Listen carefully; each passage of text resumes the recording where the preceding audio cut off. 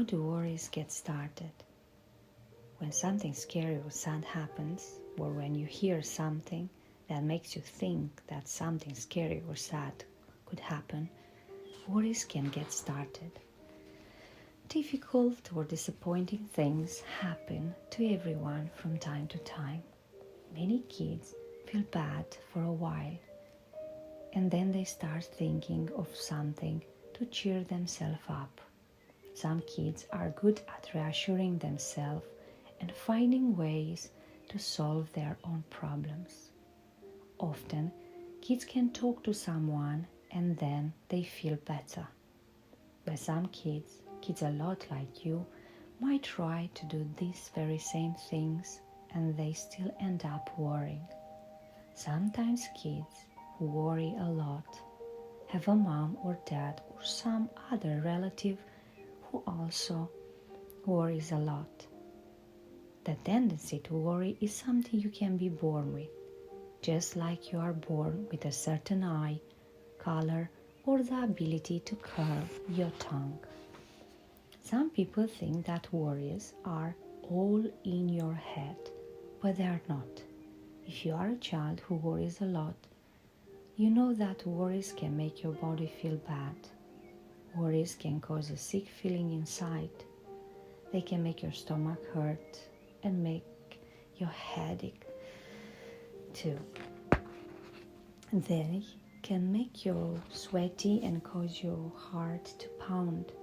Worries can make you feel shaky or dizzy, like you are going to faint or throw up. Actually, some kids have these bad feelings in their bodies and don't even realize that worries are causing them. No one wants to have lots of worries. It isn't any fun. And it can make your body feel bad. Did you know that worries can cause other problems too? Kids who worry a lot often feel best when they are right next to their mom or dad or someone else they know really well. They avoid things that other kids think are fun, like going on sleepovers or playing at a friends' houses. Kids who worry a lot have trouble doing things that other kids can do more easily. It is hard for them to get on the bus to go to school or to fall asleep alone. So kids who worry a lot miss out on things that other kids get to do. Even worse, kids who worry a lot find that grown-ups get kind or mad at them. Moms get annoyed when you ask the same worry question over and over again. Dad gets tired and grouchy when your worries make it hard for you to sleep on your own. Teacher get frustrated when you say you need to go to the nurse every day because your stomach always hurts.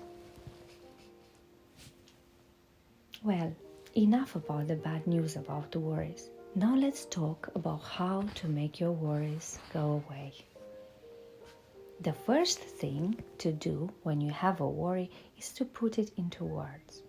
You can talk to yourself about the worry, or you can find a helpful person like your mom and dad or dad to talk to about it. Then use logic to make the worry less powerful. Logic is when you think about what is really true instead of what you are afraid might happen. Logic is reminding yourself that really bad things don't happen very often. Logic is knowing that even if something that's a little bit bad does happen, you can get through it. When you use logic, you can make a plan that helps you feel calmer and less worried. Pretend you are a kid who is afraid of dogs because you think they might jump up and bite you. If you were invited to a new friend's house to play, you will probably start to worry right away. You will think, what if she has a dog? Or what if her dog bites me? You might even decide not to go because you definitely do not want to get bitten. Before you spend any more time worrying, Try to use logical thinking. First of all, your friend might not even have a dog. Asking about the details and getting answers can save a lot of time and worry. If you find out that your friend does have a dog, you can make sure she knows ahead of time that dogs make you nervous. Maybe your friend can hold on to the dog while you get to know it and see that it's gentle. Or maybe the dog can be put outside while you are there.